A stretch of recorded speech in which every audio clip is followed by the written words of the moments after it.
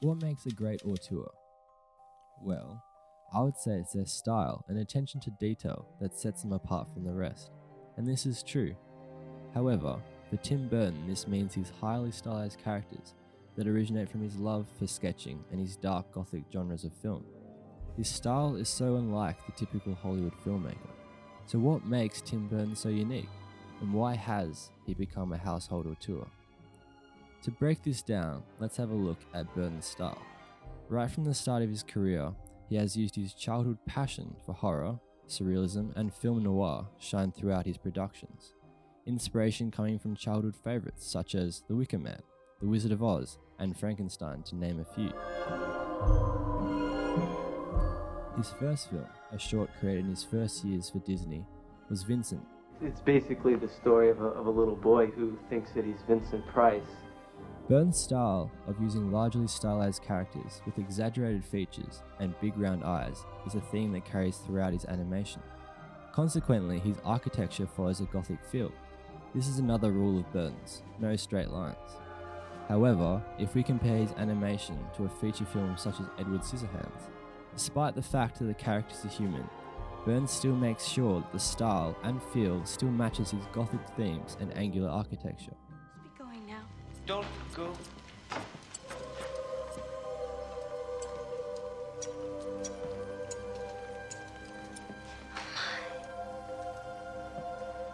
What happened to you? I'm not finished. Oh! Put those down. Don't come any closer. Just, please.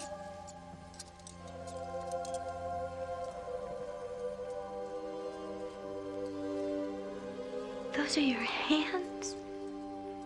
Those are your hands. This is demonstrated in Edward's house, as Peggy enters and walks up his stairs.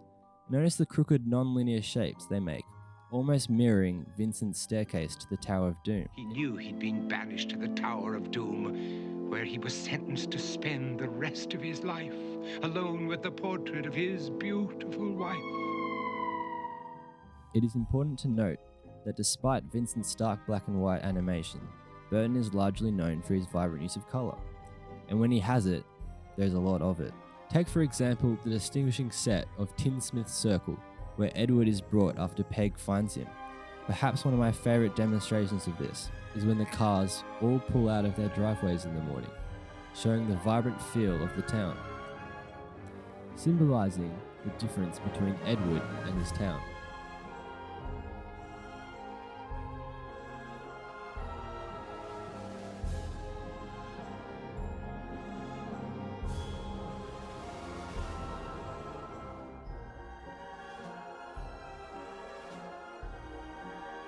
Apart from Burton's style, a distinguishing theme that arises is his use of characters.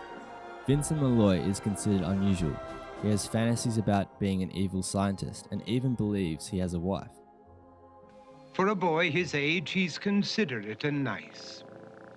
But he wants to be just like Vincent Price.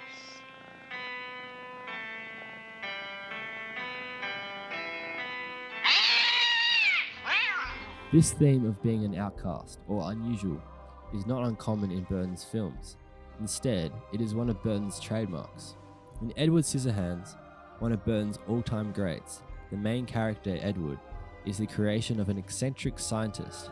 Unfortunately, he dies before the completion of Edward, leaving him with the scissors for hands and no proper connection to the real world.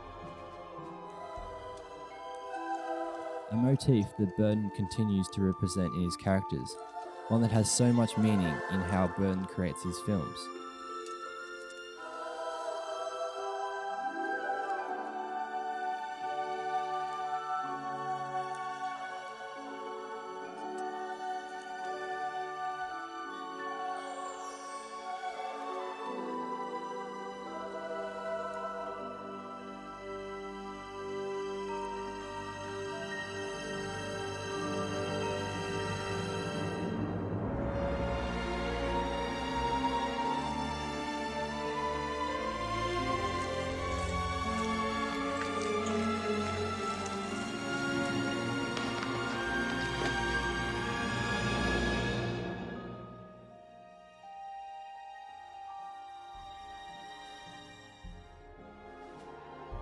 Edward, just like Vincent, is misunderstood.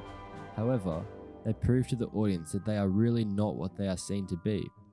Edward is really a nice, kind-hearted man who thinks of others before himself, to the point that he is even taken advantage of by local bullies.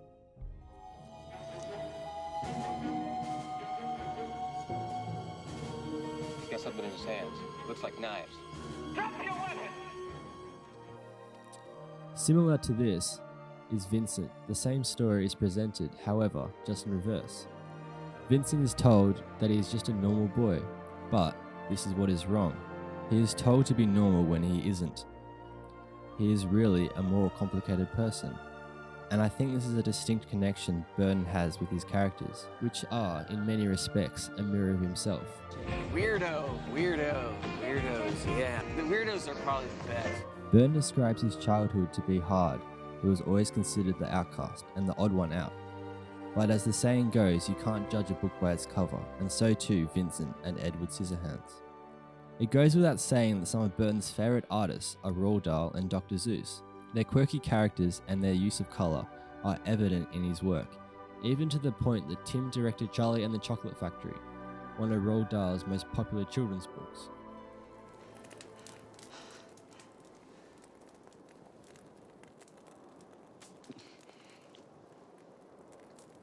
Good morning, Starshine. The Earth says hello. It is only fitting that Burton's films have inspired other filmmakers, and so too other movies, such as the famous Addams Family, Pan's Labyrinth, and Coraline. But Burton is an inspiration not just because of his impact on changing people's perceptions of how they saw abstract movies, but also by inspiring thousands of people to be themselves and to be unique. He has shown us that it's okay to be different, and this is by far the best lesson to teach kids and young adults.